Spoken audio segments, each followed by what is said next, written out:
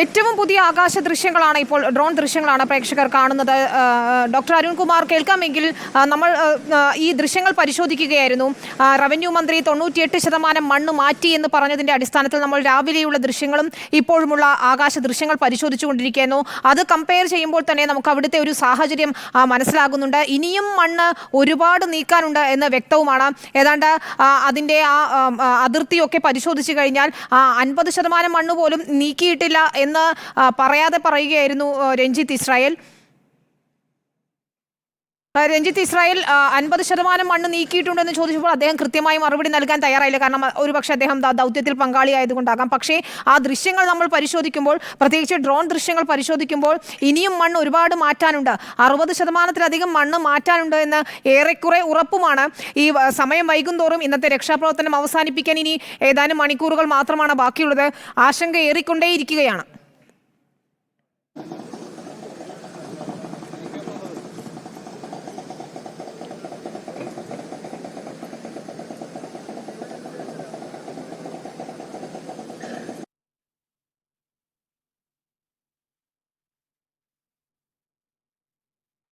Drone ദൃശ്യങ്ങളാണ്, ഏറ്റവും പുതിയ ഡ്രോൺ ദൃശ്യങ്ങളാണ് പ്രേക്ഷകർ കാണുന്നത്. രാവിലെ 7:30 നമ്മൾ ഇതുപോലെ ഡ്രോൺ ദൃശ്യങ്ങൾ പകർത്തിയപ്പോൾ അതിൻ്റെ മൺകൂനയുടെ മൺതിട്ടയുടെ ഒരു ദൃശ്യങ്ങൾ കാണാമായിരുന്നു. അതിൻ്റെ കൃത്യമായ വിവരങ്ങൾ നമുക്ക് ലഭിച്ചിരുന്നു. അത് കഴിഞ്ഞ് ഇപ്പോൾ ഈ മന്ത്രി പറഞ്ഞതിൻ്റെ അടിസ്ഥാനത്തിൽ എത്രത്തോളം മണ്ണ് മാറ്റി എന്നത് പരിശോധിക്കുന്നതിന് വേണ്ടി നമ്മൾ വീണ്ടും ഡ്രോൺ പറത്തി അത് പരിശോധിച്ചപ്പോൾ വ്യക്തമാകുന്നത് ആ മണ്ണു നീക്കം വേഗത്തിലല്ല എന്നത് തന്നെയാണ്.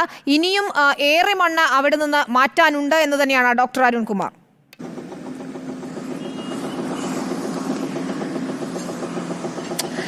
വിനീത, മറ്റൊരു പ്രധാനപ്പെട്ട കാര്യം കൂടി പറയാം. ഏറെ മണ്ണ് മാറ്റാനുണ്ട്, നിസ്സംശയം നമുക്ക് അങ്ങനെ തന്നെ പറയാം. കാര്യം ഇതിൽ ഏകദേശം ഒരു 1.5 ദിവസത്തോളം ഇനി നിന്നാൽ പോലും ഈ മണ്ണ് പൂർണ്ണമായും മാറ്റിത്തീരില്ല. പക്ഷേ അത്രത്തോളം മണ്ണ് മാറ്റേണ്ടതുണ്ടോ എന്നുള്ളത് രണ്ടാമത്തെ ചോദ്യം.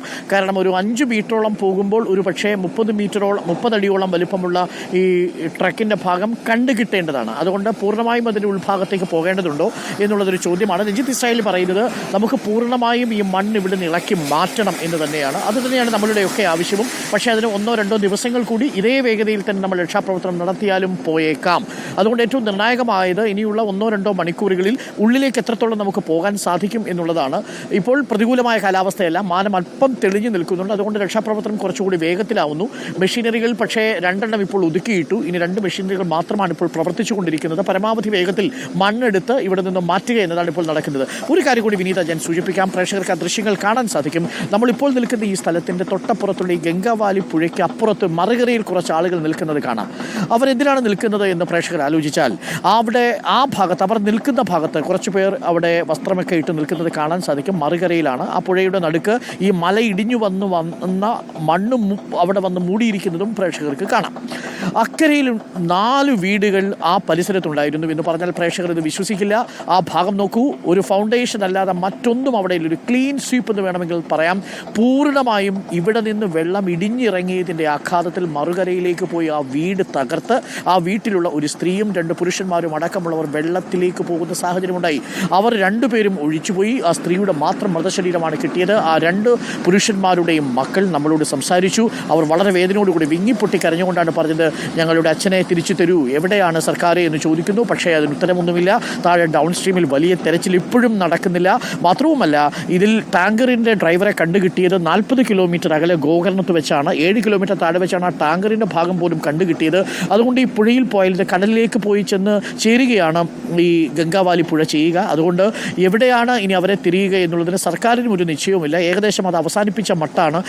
ഇനി അവരുടെ അച്ഛന്മാരെ കിട്ടുമോ എന്നുള്ള കാര്യത്തിൽ പോലും ഉത്തരമില്ല. അതേസമയം ഈ മണ്ണിനടിയിൽ 2 പേർ കൂടി കുടുങ്ങിയിട്ടുണ്ട് എന്നുള്ളൊരു വിവരം കൂടി ലഭിക്കുന്നുണ്ട്. ഇതിൽ ചായ കുടിക്കാൻ വന്ന ഒരാളെ കാണാനില്ല എന്നൊരു മിസ്സിംഗ് കംപ്ലൈൻറ്റ് കിട്ടിയിരുന്നു. ഏകദേശം അതേ സമയത്താണ് ചായ കുടിക്കാൻ വേണ്ടി അയാളിവിടെ വരികയും ഒരു 8:45-9 മണിക്കുള്ളിലാണ് ഈ മണ്ണിടിച്ചിലുണ്ടാവുന്നതും. ആ കുടുംബത്തോടൊപ്പം, ഈ ലക്ഷ്മണൻ്റെ കുടുംബത്തോടൊപ്പം ആ ചായ കുടിക്കാൻ വന്ന സുഹൃത്തു കൂടി മണ്ണിനടിയിൽ പെട്ടിട്ടുണ്ടാകാം എന്നാണ് കരുതുന്നത്. എന്തായാലും ഇതിനുള്ളിൽ നേരത്തെ സൂചിപ്പിച്ചതുപോലെ 50% മണ്ണ് ഇനിയും നീക്കാൻ ഈ ഭാഗത്തുണ്ട്. ആ നീക്കുന്ന മണ്ണ് പൂർണ്ണമായും നീക്കണം എന്നുള്ളതാണ് രഞ്ജിത്ത് ഇസ്രായേലി മിലിറ്ററിയും ഇപ്പോൾ പറയുന്നത്. എന്തായാലും അതിനുള്ള ശ്രമമാണ് നടത്തുക. നാളെ കൂടുതൽ മെഷീനറി ആർമി കൊണ്ടുവരും എന്നാണ് നമ്മൾ മനസ്സിലാക്കുന്നത്. മാത്രവുമല്ല, ഈ മണ്ണിന് മണ്ണിനടിയിലേക്ക് 15 മീറ്ററോളം താഴത്തിൽ ലോഹവസ്തുക്കളുടെ സാന്നിധ്യം തിരിച്ചറിയാൻ കഴിയുന്ന റഡാറുകളും കൊണ്ടുവരാനുള്ള സാധ്യതയുണ്ട് എന്നാണ്. അങ്ങനെയാണെങ്കിൽ കുറച്ചുകൂടി വേഗത്തിൽ നമുക്കത് ലൊക്കേറ്റ് ചെയ്യാൻ സാധിക്കും.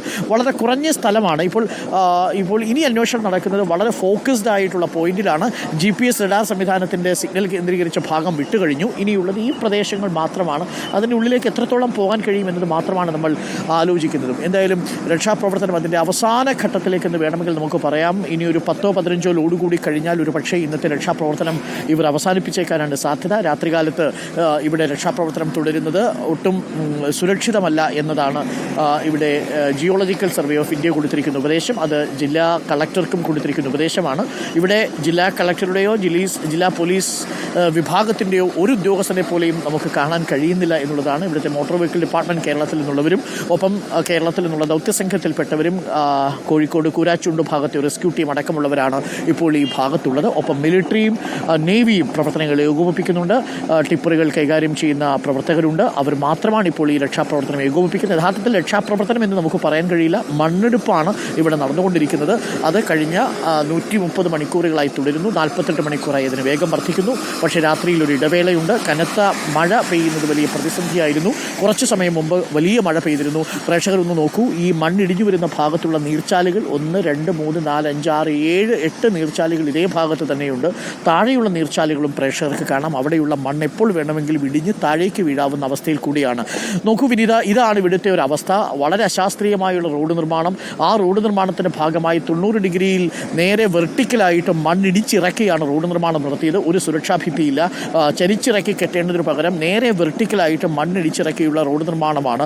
ഈ റോഡ് നിർമ്മാണത്തിൻ്റെ അശാസ്ത്രീയതയെക്കുറിച്ചാണ് ഇന്ന് സിദ്ധരാമയ്യയും പറഞ്ഞത്. പക്ഷേ അത് കേന്ദ്ര സർക്കാരുമായിട്ടുള്ളൊരു പോരിനും അപ്പുറത്തേക്ക് എന്തെങ്കിലും പ്രാധാന്യമുണ്ടെങ്കിൽ അത് തീർച്ചയായും സംസ്ഥാന സർക്കാർ കൂടി പരിഗണിക്കേണ്ട വിഷയമാണ്. ഇത് കർണാടകയിൽ മാത്രം ഒതുങ്ങുന്ന വിഷയമല്ല. കേരള സംസ്ഥാനത്തും സമാനമായ രീതിയിലാണ് ദേശീയപാതയുടെ നിർമ്മാണം നടന്നിരിക്കുന്നത് എന്നതും ഏറെ ശ്രദ്ധേയമായ കാര്യമാണ് വിനിത. ഡോക്ടർ അരുൺകുമാർ, ഇതിലൊരു സംശയം, ഈ പുഴയിലേക്ക് താങ്കൾ കാണിച്ച ദൃശ്യങ്ങളിലുള്ളതുപോലെ മറുഭാഗത്തേക്ക് വരെ ഇതിൻ്റെ ഒരു തീവ്രത എത്തിയിട്ടുണ്ടെങ്കിൽ, മണ്ണിടിഞ്ഞ് മലവെള്ളപ്പാച്ചിൽ പോലെ അങ്ങോട്ട് പോയിട്ടുണ്ടെങ്കിൽ ഈ ട്രക്കും ഒരുപക്ഷെ ഒലിച്ചു പോകാമെന്നൊരു സാധ്യതയാണ് മറ്റൊന്നായി പരിഗണിക്കുന്നത്.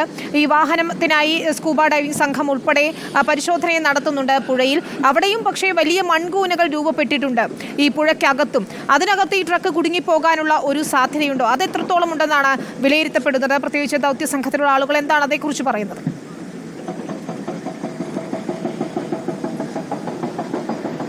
വിനീത, നമ്മൾ അവരോട് ചോദിച്ചപ്പോൾ അവർ സോണാർ ഉപകരണം ഉപയോഗിച്ചുകൊണ്ടാണ് വെള്ളത്തിനിടയിൽ ഈ ലോഹവസ്തുക്കളുടെ സാന്നിധ്യം കണ്ടെത്താൻ വേണ്ടി അവർ ശ്രമിക്കുന്നത്.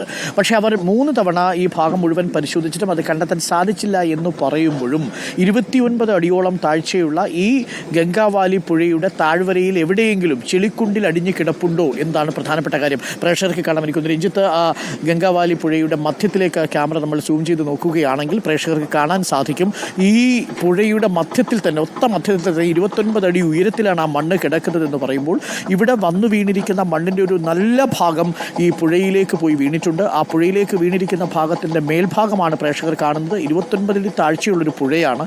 അതിൻ്റെ മുകൾ പരപ്പിൽ വരെ നീണ്ട് ഈ മണ്ണ് വന്ന് കിടക്കുന്നുണ്ടെങ്കിൽ ആ മണ്ണിനടിയിൽ ഈ ലോറി പെട്ടിട്ടുണ്ടോ എന്ന കാര്യം സ്വാഭാവികമായൊരു സംശയമാണ്. പക്ഷേ അപ്പോഴും ചിലർ ഉയർത്തുന്ന ഒരു കൗണ്ടർ ക്വസ്റ്റ്യൻ എന്ന് പറയുന്നത് അക്കേഷ്യ മരങ്ങൾ വഹിച്ചുകൊണ്ട് വന്നതാണ്, മരത്തടികൾ പൊങ്ങിപ്പോവില്ലേ, അങ്ങനെയാണെങ്കിൽ അത് ഫ്ലോട്ട് ചെയ്യില്ലേ എന്നൊരു ചോദ്യമുണ്ട്.